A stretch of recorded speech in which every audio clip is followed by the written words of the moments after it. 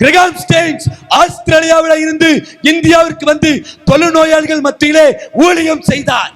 சமீபத்திலே அவரை குறித்து ஒரு கலெக்டர் பேட்டி கொடுத்தார்.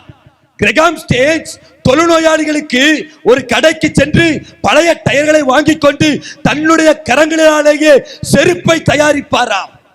தொழுநோயாளிகள் அநேகருக்கு காலில விரல்கள் இருக்காது, அநேகருக்கு பாதி கால்கள் இருக்காது.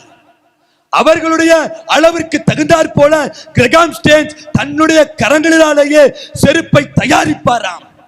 இந்தியாவிலே எத்தனையோ சாமியார்கள், எத்தனையோ மதக்குருகள், எத்தனையோ முனிவர்கள், ரிஷிகள், சித்தர்கள் இருக்கிறார்கள். அவர்கள் எல்லாம் தொழுநோயாளிகளுடைய பக்கத்தில் நிற்பார்களா? தொழுநோயாளிகளை தொட்டு தொண்டு செய்வதற்கு அவர்கள் ஆயத்தமா? ஆனால் கிரகாம் ஸ்டெயின்ஸ் தன்னுடைய கரங்களாலேயே தொழுநோயாளிகளுக்கு செருப்பை உண்டாக்கினார்.